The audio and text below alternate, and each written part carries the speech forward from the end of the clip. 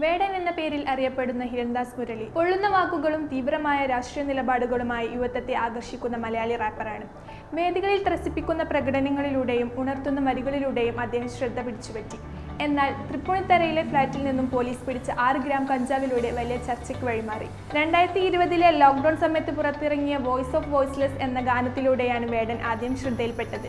പിന്നീട് ഭൂമി ഞാൻ വാഴ്ന്നിടും, ബുദ്ധനായി പിറവ, മരണത്തിൻ നിറം എന്നീ ഗാനങ്ങളും ആളുകൾക്കിടയിൽ ചർച്ചയായി. തന്റെ ജീവിത അനുഭവങ്ങളും സാമൂഹിക പശ്ചാത്തലങ്ങളുമാണ് വേടന്റെ ഗാനങ്ങൾക്ക് ആരാധനയായത്. കറുത്ത വസ്ത്രധാരണവും വ്യത്യസ്തമായ അവതരണ ശൈലിയും വേടനെ വേറിട്ട കഥാപാത്രമാക്കുന്നു. റാപ്പിനൊപ്പം ഇൻസ്റ്റഗ്രാം റീലുകളും സ്റ്റാറ്റസുകളും വഴിയായി സാമൂഹിക വിഷയങ്ങളിൽ നിലപാട് രേഖപ്പെടുത്തുന്ന വേടൻ രാഷ്ട്രീയ ബോധമുള്ള തലമുറ വളരേണ്ടതിന്റെ ആവശ്യകത വിശേഷിപ്പിക്കുന്നു. സിന്തറ്റിക് ലഹരിക്കെതിരെയായി വിളിച്ചു പറഞ്ഞ വേടനെതിരെ തന്നെ കഞ്ചാവ് കേസായി വന്നത് ആരാധകരെ രണ്ടായി പിരിച്ചു. അതിനൊപ്പം പുലിപ്പല്ല് ഉപയോഗം മൂലമുണ്ടായ പരിസ്ഥിതി നിയമന ലംഘനവും വീണ്ടും അദ്ദേഹത്തെ വാർത്തകളിലേക്ക് എത്തിച്ചു. എന്നാലും ആരാധകരുടെ പിന്തുണയോടെ വേദികളിൽ ഒഴുകിയെത്തി. കേസിൽ നിന്ന് ജാമ്യം കിട്ടി പുറത്തു വന്ന വേടന്റെ ഇടുക്കിയിലെ പരിപാടിക്കും ജനമനസ്സുകളുടെ ആർപ്പുവിളികളായിരുന്നു ഉണ്ടായത്. ഈ പരിപാടിയിൽ വേടൻ പ്രധാനമായി പറഞ്ഞത്, ഞാൻ ചെയ്യുന്ന ചില കാര്യങ്ങളിൽ സ്വാധീനിക്കപ്പെടാതിരിക്കണമെന്നും തന്റെ നല്ല ശീലങ്ങൾ കണ്ടുപഠിക്കുകയും തനിക്ക് പറഞ്ഞു തരാൻ ആരും ഉണ്ടായിരുന്നില്ല, ഒറ്റയ്ക്കാണ് വളർന്നത്, സഹോദരനെ പോലെ തന്നെ കാണുന്നതിൽ സന്തോഷമുണ്ടെന്നും വേടൻ ആരാധകരോട് അറിയിച്ചു. വേദിയിൽ വേടൻ സർക്കാരിനോടും നന്ദി പറഞ്ഞു. ഇത് വേടന്റെ തിരിച്ചുവരവാണ്.